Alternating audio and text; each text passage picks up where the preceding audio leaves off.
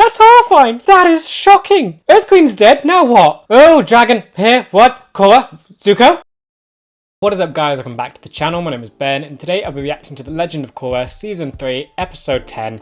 Now, the last episode, things got pretty bad for her, considering she has now been captured by the Earth Queen. But I really did enjoy it because we got so much info on Zahir and the group of villains, also not giving away, I think, everything. We mainly got their motivation. We know what they're doing and we know what they're trying to do. They're trying to just have chaos. They're an extension of kind of Unalok's stuff, where it's the whole connection with the spirits. They're connected to the White Lotus, being the Red Lotus themselves, and they basically believe that the world has become out of balance, like Unalok did, yet they're going about it in a different way than what Unalok failed to do. Instead of a dark avatar, they just want chaos. They just want, essentially, they said that Wan made a mistake in separating Rava and Vatu. Technically, that could be true. The idea of fixing that is to destroy all world governments and just instill chaos, the natural order, without organization. Now, I will say in the last episode, I did end up talking about what sort of the lengths Zahir will go to, and I thought to myself that he wouldn't kill people, but only till editing did I realize that he basically killed Aiwei, throwing him into the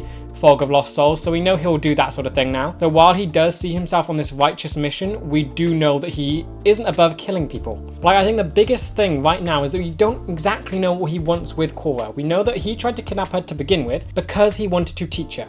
That was the first thing. So it's not killing. He doesn't want to kill the Avatar. He still has a use for the Avatar, but their importance, wouldn't that contradict the actual order thing that he's going with? I just can't wait to find out what he actually does want with Korra. What is the actual idea there? Because now he's going to the Earth Nation too, so he's going to have to do something with the Queen and try and get Korra for whatever he wants to do with her. So I imagine it isn't to kill her then, because if it is, why not just let the Earth Queen do whatever with her? I don't know. I just like how sort of mysterious Zahir's ambitions are, what his actual goals are, and how he's going to achieve them. But also, I do think this episode is going to be quite fun because, again, we're going back to the Earth Queen. She has had an absolutely zero redeeming qualities about her. We now know that she ate her father's pet bear, so I'm very curious to see what they do with her now. Korra's been captured by her. Zahir is going there and he doesn't exactly like her. It's going to be very interesting to see what sort of confrontation this leads to. But yeah, as always, if you do enjoy this video, please remember to like and subscribe, as it really does help the channel to grow. If you do enjoy my content and you want to help support the channel, I do have a Patreon, the link will be in the description. Over there I'm uploading these videos and the full reaction a week in advance. If that's something you're interested in, feel free to check it out. With that said, let's just dive on in. The Earth Queen is in danger from a group of terrorists? Screaming about terrorists in the spirit world. You're the one who sounds insane. It's surprising how loyal people are to the Earth Queen, considering that's the Avatar that they've declared war on. You'd think, has that really changed that much since the 100 years, where there was such mysticism around Avatar, where anyone would at the drop of a hat would listen to him, basically. There was a few people that would go against it, because of course he was absent for ages. Can't you just chain me to that railing? Where am I gonna go? Please? Come on, get your way, please. Well, as long as you're chained up, I guess it doesn't make a difference. What's she planning? Sammy's got something. I wanted to build on the strategic thinking that she's sort of highlighted in the last episode. We're also not going to bring you any rocks or fire, so don't ask. Guess there's air, but there's nothing we can do about that. Metal. They don't know about metal. She is surrounded by metal. I hoped Mako and Bolin would have shown up to save us by now. I wonder if they were okay. What's Asami's plan then? That's got to be something. I need that to build on the strategic element. Why didn't you just take her out when you had the chance? Yeah. Look, all you need to know is that the world is about to yeah, they're not going to tell you anything. You guys were like locked up for 15 years, huh? Actually, it was only 13 years, but it felt like 30. I like that they're actually talking. This feels very casual. Mostly I just made up stories about the guards. Oh. Who was having trouble with his girlfriend, which one secretly wished he'd become a pastry chef. Oh, I like how much you're getting on these two. We're raised by an older sister. Your mustache grew in when you were 10. Unspoken attraction between you two. Oh. 2 out of 3. It's not bad. Oh. Bolin. Wait, which one's the right then? Making friends with the bad guys? No, it could be good. It could be good. Gag those two. We're almost No, there. don't. If they can, maybe they end up liking them. Maybe they want to let them go. Try and befriend your captures. That could work. Don't worry, I have a plan. Yes. These airships are way cheaper than the ones Future Industries built. She's genius. She's amazing. Strategic planning. Can't please make her the strategic lead of the group. There's no way I can get these locks off. I need the keys. All you need to do is get Korra's hands free and then she can bend the metal. Give me 5 minutes, then start yelling for help.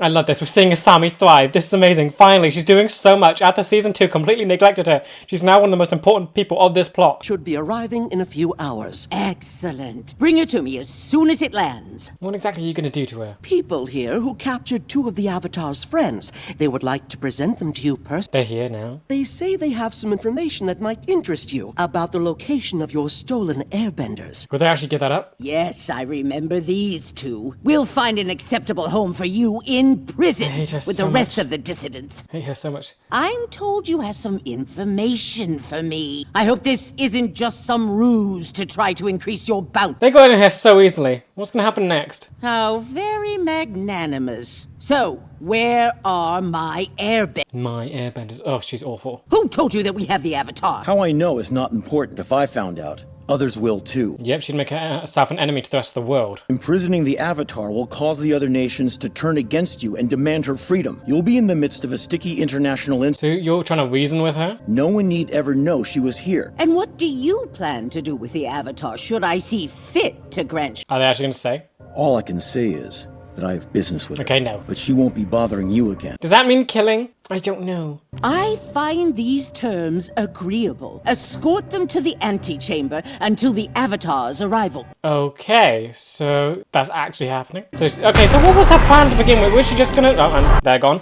Was she just gonna imprison Korra for the rest of her life then? What was the goal there? She actually just considered giving that up? Something happened to my friend! She needs help! Where is she?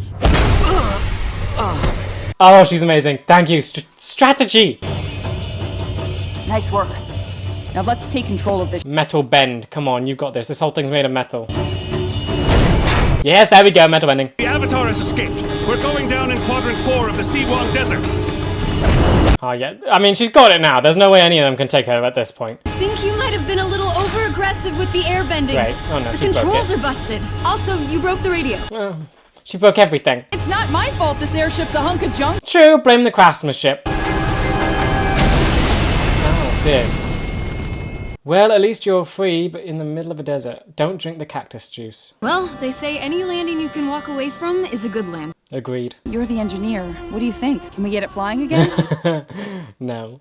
This thing ain't going anywhere. Heller's back into shape. We'd have to dig this whole thing out of the sand. Technically, she could do that. Is everyone all right? Like you care. What the heck happened? Of course she cares. Said her friend needed help, then they knocked me out. I'm sorry, but I couldn't let you take me to the Earth Queen as a cat. Exactly. I radioed Bossing Say before we went down. We just need to sit tight. Someone will be here soon to rescue. Can they all work together? She can't sandbend, can she? This ship isn't going anywhere, and neither are you. You're our prisoners, and it's our duty to transport you to the Earth You've Queen. got a lot of ego. You if realize that really... I'm the Avatar. Exactly. I'm afraid you aren't giving us much of a choice. We have our orders. Surely she supersedes that. Did that sand dune just move? It was probably just a mirage. That's no mirage. No, that's moving. Look. Sand people? Sandbenders? Are we seeing them again? Spirits came back. This desert has been haunted by them. Oh, right. So I guess that's my fault, too. Yeah. It could be spirits, but I'm helping sandbenders. I want to know what's happened with them. We want to fix the ship. Right, Cap? Let's get to work. Okay, so begrudgingly he's going to help. You can airbend the sand, but I wish you could sandbend as well. You got metal bending, get sandbending too. We have to find a way out. Now would be a great time for Bolin to learn metal bending. I haven't seen my wife and 5 kids in 4 years. What did you do to get locked up? First few months were great. I could finally get some sleep, but now I really miss. Oh dear. This is up to you. I know you can metal bend. Come on, Bolin. I believe in you. I believe in you too, Bolin. I mean, this situation, he has to learn it now. This might be what helps him. You've always had the ability deep down. You just haven't had the right motivation. That's pretty good motivation. Out of here to save Korra. You can do it. Bolin! Bolin! I want... Bolin! Bolin! You're really gonna free everyone? I mean, Earth Queen's kind of a tyrant, so maybe all of them are like minor petty criminals, but still, it's in prison. There could be murderers here. I'm pretty no, that's nowhere near like what you have to do. Toph would always like touch and actually force the metal to move. Hey, you guys didn't happen to bring any toilet paper, did you? Oh dear. Can't Mako like melt the metal? How hot can he get his fire? Because surely this prison is full of earthbenders, so maybe Mako being a firebender has some advantage here. You're so far behind them. You're so far behind. How can you get to them quickly? They're in the desert now. Someone like Basing Say, how can you get to them? You really, I mean, it kind of Sue's fault for just stalling, because that stall has meant there's now a giant gap between everyone. Calm down. It's fun. Yay. First you scare the life out of me, now you want to lick me. Okay, all the animals are safe. Good. Here, chew on this and leave me alone. You brought them treats. Oh, she has changed. I found Korra's jeep, but the kids aren't here. Meet me at the Misty Palms Oasis. Okay, I mean, you're in the desert. How far away is this to the Misty Palms Oasis? It was by air, so I'm assuming pretty far. Well, she's still pretty banged up, but I think she might be able to limp out of the desert. Kong, you want to see if you can get the engine started? Can they all be friends? This could be nice. She's actually... See, why couldn't Bolin and Mako make friends with their captors like Korra's done here? Oh, no! Oh, so much for that. Oh, great. That's a weird spirit. That's fun. All that work for nothing. Great. That's no spirit! It's like a sand shark. Wait, that isn't a spirit? What is it then? That's not a spirit. I think it's gone for now. Kong! Are you alright? It's mortified. Did she say that wasn't a spirit? Another ship is on the way. We just need to hold our position for a few hours. You sure that thing won't get destroyed too? You can't just wait around for that thing to pick us off one by one! You'll do as you're told, Airman. I don't like you. Look at the situation. You're gonna die here. You want to make some wings out of scrap metal and flap real hard? But we might have enough material to construct a makeshift sand sail. Excellent. Love her. Come on. All we need is a sail and some kind of sled to attach it to. This is Asami's episode. This is her episode. This is Asami's episode. This is brilliant. Looks like he's in a hurry. Wait here. Maybe the Earth Queen just lied to you. Maybe she was just saying to get you to leave her alone, and then she's still gonna just keep the Avatar for herself. Wouldn't surprise me. Send another airship to retrieve the Avatar immediately. It's already on its way, Your Majesty. What does that mean for you? Oh, you're probably gonna intercept them, aren't you? She'll be long gone by the time they arrive. We're through chasing her. It's time to make her come to us. Okay, okay. Oh yeah, change of plans. Great, wonderful. And you just burst in here. How are you going to make the Avatar come for you? I mean, Mako Bolin, yeah. You know she's coming here. Eavesdropping on royal conversations will land you in a cell right next to those boys. She's so high and mighty. If you value your freedom, you'll tell me where the airbenders are right. No redeeming quality whatsoever. Seize these hoodlums and throw them in prison until they decide to show proper respect. Can they die? Can the Daily take them? No, not at all. It's just earthbending. I mean, they got the magma guy. Yeah, they've won. They make it look so easy. Get back here and lay down your life for your queen, you coward! Oh dear, I don't like you at all. Okay, now what? Now what are you gonna do with her? You wouldn't dare attack a queen! I think he would. Maybe I forgot to mention something to you. I don't believe in queens. What are you gonna do to her? What are you gonna do? What are you gonna do?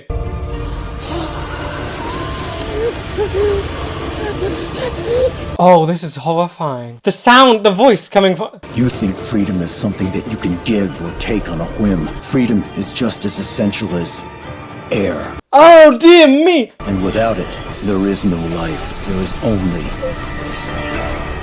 darkness. That's horrifying! He killed her! He killed her with airbending! He bent the air inside of her and killed her. That is shocking! Earth Queen's dead, now what? That's gotta be the darkest scene in Avatar, right? Surely. He's the man who just took down the Earth Queen. She's dead. You want to be next? She's dead. Okay. Please, we're here to help citizens like him, not hurt them. Okay, so your only enemy is the leaders? Those are the only people that you might kill? I'm still I can't move past that scene.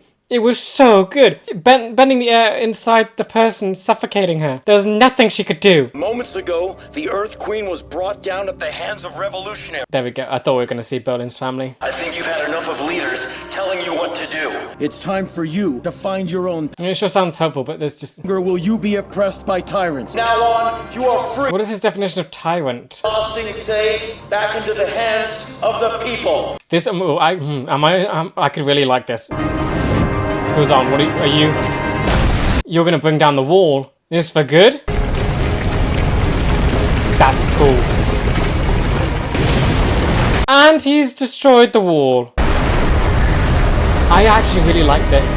They freed the city, and everyone's happy about it. But this could lead to anarchy. I mean, it's both... What happened? Yeah, of course it's going to be anarchy, but maybe when the dust settles, it could be better. But then is that me justifying what Zahir's doing? Zahir came here to take out the Earth Queen, and now Korra is next. You know that guy? He's my hero. Oh, great. No. You have to metal bend us out of here. Come on. I know you can do it. I mean, his fire worked a little bit. You said before was my time. I know I did, but now it's really your it's time. Getting more desperate. You got to actually touch the metal. Sense the earth inside of it. That wasn't him. I did it! I mean, not for us, but I metal bent all the other cells open! I don't think that was you. It was very purposeful. I'm going to set you free, but I want to talk to you first. I have a message that I need you to take to Korra. Okay, that's your angle. Good, good, good. Oh, he's such a good villain. Okay, killing Earth Queen. Ba Sing Se seems to actually have just improved drastically. I need to process everything. No time for a test run. Let's move! Good thing that thing gave you some time to build it. It really wants you. You'd have thought after a bit into the giant chunk of metal and was probably not satisfied with the meal, it would have left you alone. That's a sand shark. That is not a spirit. That's an animal. That's something that lives in the desert. That is nightmare. So glad Aang never ran into that thing. Is it gone? I think he's gone. It's not gonna be gone. We did it! Celebrating too early. Oh, that's nasty. Oh, cool. Yay. So is that done now? I feel like that's a good victory. You burnt its insides. Hopefully it leaves you alone now. Oh, dragon. Here, what? Korra? Zuko? I saw dragon. You're back in Misty Palms. You just made it. You want to buy a slightly used sand sailor? Thanks, Asami.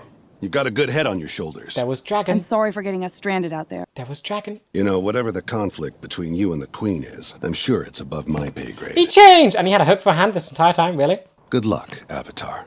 Nice! Yeah, you changed him. Good. Captain, have we been in the desert too long, or is that really a dragon over there? Thank you! There is dragon! Oh, let's go get a drink. I'm not fine with that. Zuko is here. He's meeting Korra. Where's Zuko? He's here! I need them to meet already. He's there. He's right there. Come on. What are you all doing here? Korra, you're safe. Has she met Zuko yet? Do you remember Lord Zuko? I met you when you were a very young girl. It's good to see you again, Avatar Korra. But this is their first... It's good to see you, Lord. There's their first proper interaction. Okay, good. Ditching me back at Zalfu. Sorry about... You could have really used her. Did you hear about the Earth Queen? Once again, the Earth Queen's reign has come to an abrupt and violent end. Good timing. Ba Sing Se has descended into chaos. Rioters and looters have overrun the palace. Okay, yeah, they're gonna just get... Oh, Ba Sing Se. The entire city could just fall apart. Afraid this is only the beginning, Dad. Yeah. But you met Zuko. I loved how sweet that was. And it comes to an end. Okay, I need to process what just happened. This aired on Nickelodeon, right? Kids Network. I've got to give it to the creators for actually getting that to work. The way they did the death scene is so horrifying, but of course the camera pans away and then fades out, so you don't actually see it.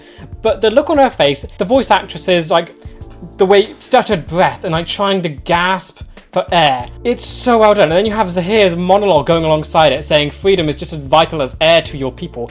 And it giving the Queen a taste of her own medicine in that way of saying what it's like to be deprived of freedom and being met with only darkness. It's so vivid and I guess just dark. It is shocking that that got approved to be in this. And it's amazing. And it makes so much sense now. It's why they made the Queen so irredeemable. They knew, I love that. This entire time it was building to her death being this horrifying, but they knew they had to give her absolutely no redeeming quality. You couldn't do that sort of thing with Ozai because he was still Zuko's father. You had that connection. Of course he was awful, yes, but there's no doubt Ozai was a complete monster. But because he was related to someone, you can't give him an absolutely awful, painful death because it's still like got that relation. This Queen, related to no one in the show. Of course you had the dad, but he's gone, the bear, gone. Everything else about it is absolutely irredeemable. So that makes it perfectly, I think, excusable to give her this kind of ending. And it is just so good. Like, actually seeing airbending twisted in this way, where it actually allows you to bend the air inside someone and kill them. I mean, it's definitely creative, I've got to give it that. I love it when they do sort of creative bending. I think, what was it the first time? Zuko, he would bend his body heat to keep himself warm, I think. That was something. And now they've done this.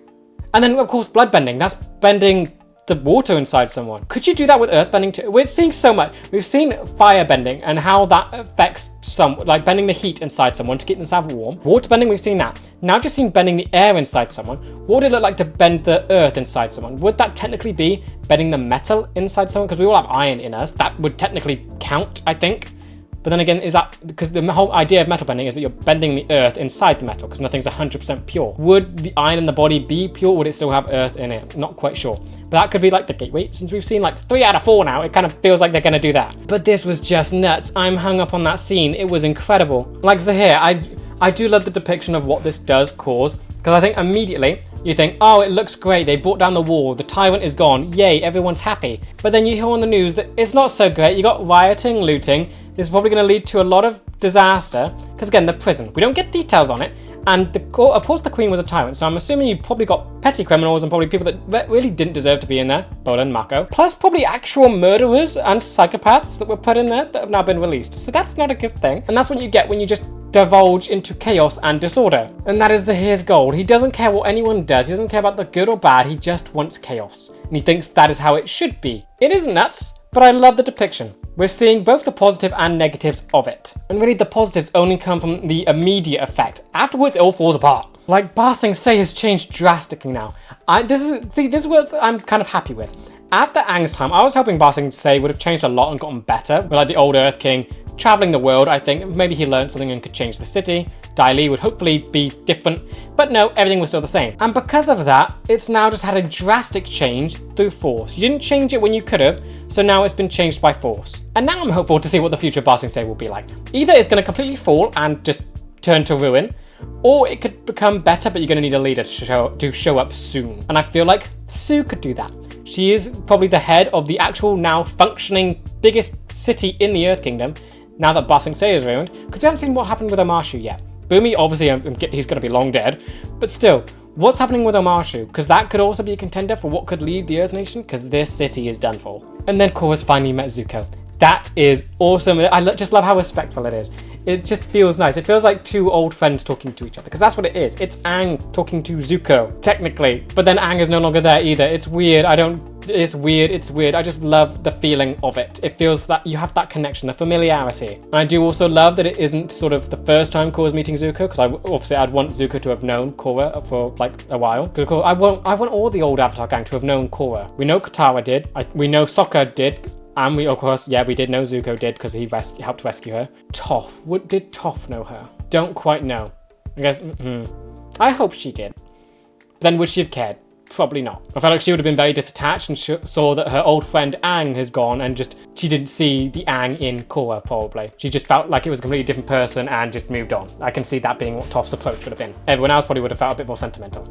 And then just think about what I think I loved most about this episode. Asami's part. She thrived here. She's got to be the highlight. And I'm so happy with it. We saw hints of it in the last one where she was being strategic. Now we get to see it actually utilized. Amazing.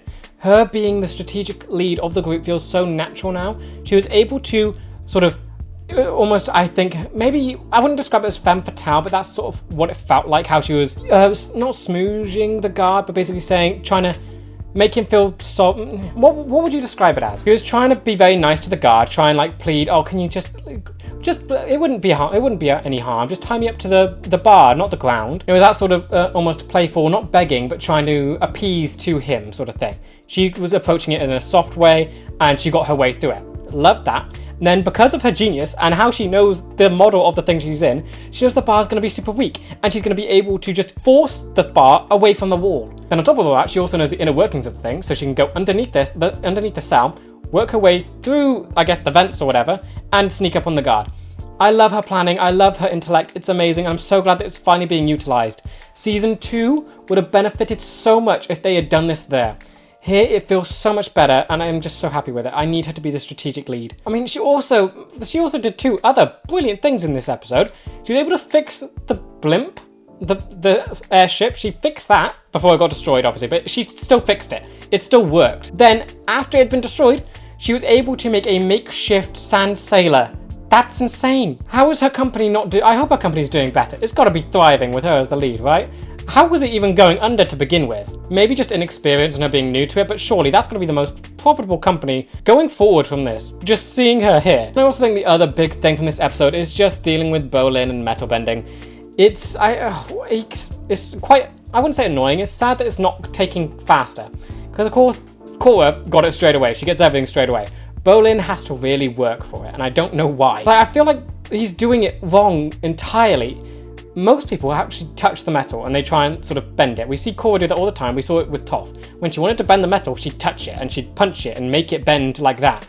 it was so forceful. Bolin is like trying to bend it like it's Earth when he's not doing that right. I still so vividly remember the first time Toph bent metal and it was in that tiny cage and she punched it and that would bend it. It was a brilliant illustration of just how the first bending is actually physically bending it. And Bolin just isn't doing that first part, which is quite annoying. I need someone to like yell at him to say, actually physically bend the metal. Don't just keep waving your hands around, punch the thing. Get it to work. And it's just, I don't get why that he hasn't attempted that yet. Then I think we also just got a big sort of jump in the villains, I guess, publicity. Of course, the people don't know who they are, but now the world knows that there's this threat out there. So a lot of things are going to start happening. Of course, at the end, we also had 2 leaders of nations in the bar. So that's because the thing is, this we know who exactly Zahir would be after. Yes, his focus is Korra, but after that, it would go to the leaders. You have the Queen. She's dead. She's done. Then you have Tonrok, Eska, and Desna, who I'm assuming he would likely go for. Would he at least give them the option to step down? The Queen didn't get that. She was just a tyrant and evil, and maybe he just assumed that she would never give up her position. But would he give people the option to step down and just let their people be free in that sense? Like, we also have the President of Republic City, who he would go after. And then I believe, oh wait, no, it's not, Zuko isn't the leader of the Fire Nation, it's his daughter. So that could be a thing as well.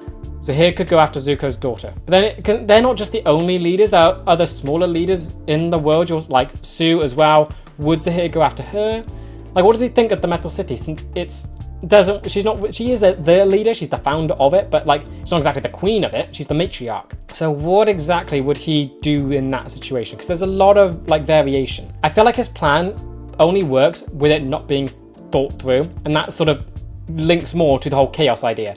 If he thought about it more, it would then become structured and ordered. That's what he can't do. It has to be chaotic. It can't be thought through to a huge extent. He'll just take down leaders, he won't give them options. It's just remove them, that's it, done, and then just deal with what's left. He doesn't really care about what comes next, he just wants chaos. Which makes him a really good villain, but also you can see the flaws in him himself. And I wonder if Korra will be able to highlight that in him. We'll get to see, is he a reasonable person, or is he just insane? Does he not care about the aftermath of what he does? Or is he simply just a pure agent of chaos? First off, I want to talk about Korra, and just in this episode, I don't think she did that much. It was mainly just Asami's role here. She was helping Asami, essentially. And I kind of like that she is taking the backseat for a bit, because season 2 heavily focused on her too much to a degree, that it basically forgot everyone surrounding her. Now we're seeing development for Asami and Bolin specifically, and it's because Korra's taken kind of a backseat, and I'm just happy with that. Like, this episode proved that Asami can shine on her own, but you do have to reduce Korra's impact on things. Yes, she helps with the bending and all of that stuff, because she is the Avatar, she's the most powerful, but for mechanics and planning, that's Asami. And I'm just liking that they're highlighting that through Korra's sort of presence here. She's not the one coming up with the plans, it's Asami. Now, thinking of just development points for Korra, I'm excited for what comes next, because what will she think after she's just heard the announcement that the Earth Queen is dead? Will she think, oh, that's good, didn't like her, or will she think, she failed to protect someone, that what's happened to Ba Sing Se is technically on her? The villains she didn't take seriously, and now they've just gone and kind of destroyed the Earth Kingdom. What is she going to do about that? What's she going to think about that? Is she just going to go out and try and get revenge, or will she think about this in a better sense and realize that maybe now that that's happened, the Avatar needs to step up, not just defeat Zahir, but also step up in sort of dealing with the fallout of what has just happened. Because the Avatar is so much more than fighting and all of that stuff. Korra's starting to grasp that, but this I feel like is such a good opportunity for her to really stretch out what the role of the Avatar is meant to be, because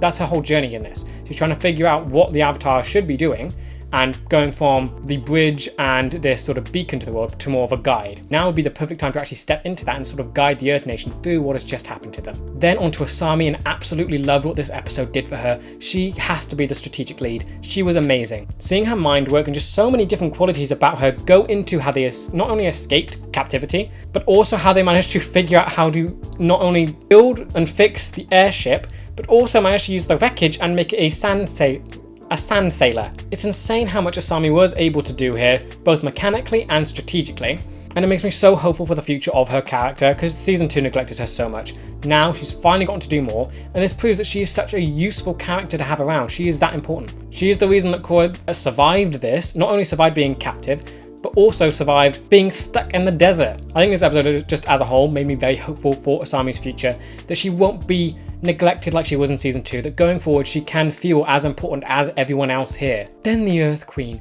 What an insane death.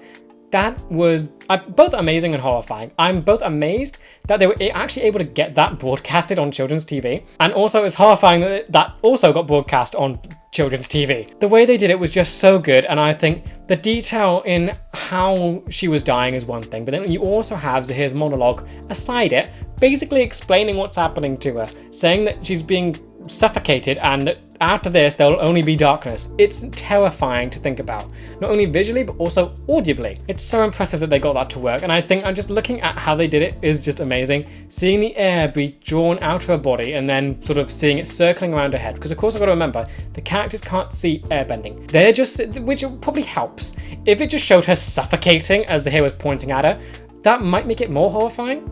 And just seeing her like facial expressions, the air going around it helps cover it up, I think, and sort of adds a distraction to what's actually happening to her. But like, it felt so slow and agonizing, and I think it was such a well-detailed scene. I'm happy that it's in there, and I just like that basically the Earth Queen was irredeemable, because if she had any sort of connection, any redeeming quality slightly, you feel bad. And I feel like that's both a negative and a positive thing. Positively, it lets the scene happen. Negatively, she is still a human being that Zahir has now killed. I feel like you should feel bad for her, but you don't see anything that would make you feel bad. The entire time she's spent in this season has just been making the audience despise her. Now she's gotten that sort of ending, it builds up to Zahir's motivations, where he wants to go out and take out these characters, and is trying to sort of, I like what it does, it's trying to convince the audience of Zahir's plan. So not only are we seeing this villain be written brilliantly, but also he has this other aspect where what he does can make the audience side with him, because I'm sure that a lot of people in the comments will be like, because I'm sure a lot of you will be happy that the Earth Queen met her end like this. That again, it adds to the point of Zahir and how they're writing him. It's trying to make the audience side with him, which I think is so well done. Because again, it was in the last episode, it's talking about the 100-year war, saying about Ozai and the White Lotus and all of this stuff. His goal is so well thought out that it actually makes the audience almost side with him. So they're gonna have to do, it makes me so like just seeing the Earth Queen and just how that was done, it makes me so excited to just try and figure out how they can make the audience change their mind on that. Because I think the only thing holding me to this is that she was a human being. That's the only thing holding me to like think that Zahir's still a bad guy. But like, how will they try and turn it around and basically make him the villain again? Because obviously Korra has to be the one to stop him. He can't keep doing this. In just a general perspective, he is the villain.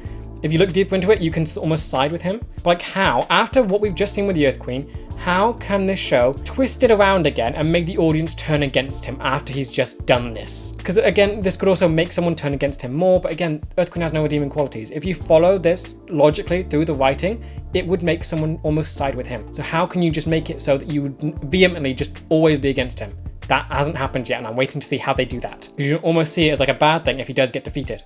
And then just talking about the villains generally outside of the Earth Queen stuff, love their little scene at the start where I guess Bolin was almost making friends with Guzan and Minghua. I love that we got to see their personalities shine through. They are actually kind of nice people when you went past all the sort of mission that they're on. That's such an important part to any character, to just get to see them outside of their mission, just get to see them as an actual human being, because it creates that connection. I think Guzan and Minghua definitely needed it, because they were for me, I just knew them through their bending. Pli, I think I knew her through her combustion bending, her first little scene where we got to hear her voice and how she was sort of interacting with Zuko, and then of course her relationship with Zahir. Other than that, we don't have much on her, so I'm waiting for that. But I love that they just gave us quite a bit on Guzan and Minghua. They needed it. So Bolin was right about 2 out of 3 for the stuff with Guzan, and it was mustache at 10, raised by an older sister, and having a thing for Minghua. I think the Minghua thing probably is one of the true ones, because the way they reacted to it, they felt awkward, and that seems kind of cute. But again, they're the villains. I shouldn't be thinking that. But I love that it's also a human approach to them. They have that sort of connection, and it makes you almost, it makes them more real. Then I guess the other two things aren't that important, either being raised by an older sister or mustache. Go with mustache, who knows? He actually has that. There's one thing we can visually see. But again, doesn't really mean anything. But it's just nice to see sort of their human aspects. That they're not just soldiers working for a mission. I can't wait to see more of them going forward, and I hope they get more of those kind of scenes, especially Pli, because she's the only one now that doesn't really have that going for her. She's incredibly cool. I really do enjoy watching her, but I want more on her. What sort of connections does she have to everyone else? We know that she's in a romantic relationship to Zahir, but other than that, we don't really know anything about her personality.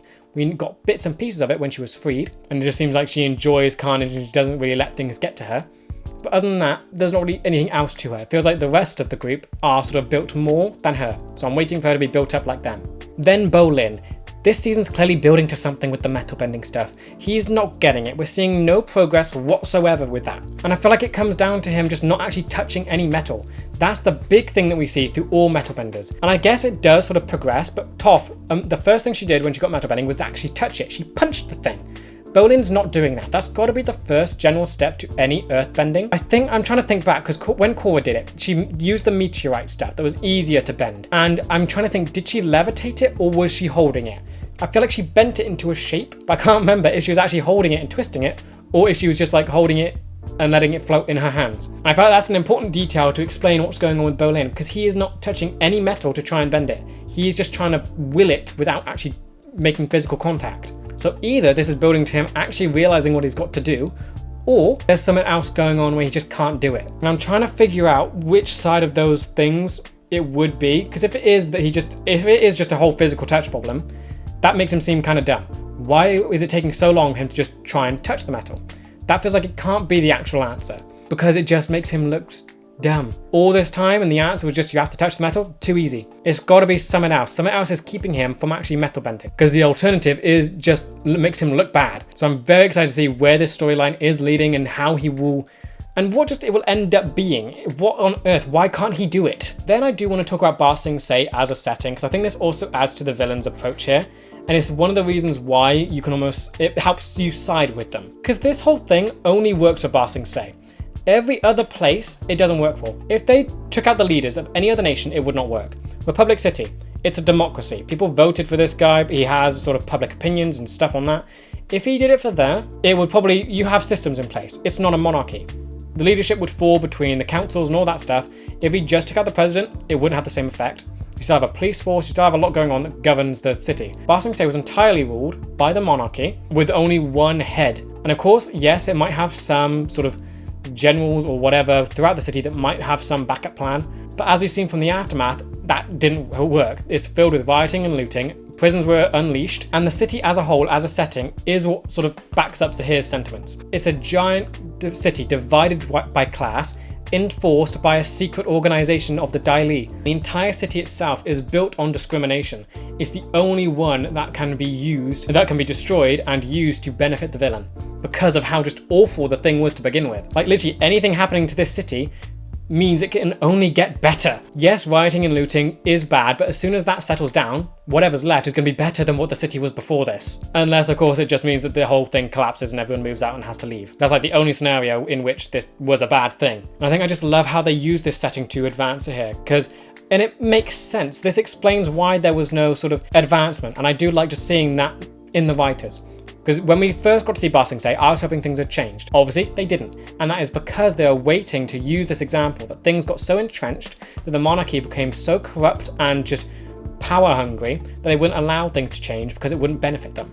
They needed Zahir to do this to actually free the people from this. It was clear Korra actually wasn't going to do anything because she couldn't, because of what the Avatar's station in this new world is. So I feel like in Aang's time, he could have done something against this type of monarchy, but Korra can't, because it would be seen as an international scandal where the other nations would side against her, thinking, oh no, she's going to come for us next, because that's where it's gotten to. If they can, because everything has become so connected and almost similar in the sense of how their power works. Before that, you had fire lords, you had chiefs, you had monarchies. It was all so different. Now it feels like it's become very much the same. Internationally speaking, of course, they still got fire lords, they still got chiefs, and they still got monarchies, but in terms of their connection and how their power is organized, it feels similar. So if Korra was to do something directly against the Queen, unprovoked, just because of how she's got things set up, that would then make the other nations turn on her. So you really needed to get Zahir in here, and I just love how they used the setting. It's the only one that does help advance Zahir, but it was necessary.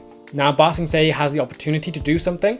It does help you almost side with Zahir, but if it was any other location in Avatar, it would not have worked as well as it does with Ba Sing Se. Like, I'm actually hopeful for Ba Sing Se's future. I actually can see things changing now. Like, what sort of leader could sort of emerge out of this, hopefully, because of course Zahir doesn't want leaders, but still, hopefully after Zahir's defeated, this can do something. Something can happen with Ba Sing Se that just makes it better. Then as for what's next, we know Zahir is done chasing and he wants the Avatar to come to him. So he's still got plans surrounding the Avatar. Don't know why, considering he can just do this and have his world order realized. Like, what's actually stopping him from just going to the other nations now and taking out their leaders? He didn't even need to deal with the Avatar during the Earth Nation stuff. So he clearly needs Korra for something else, but he's done chasing her.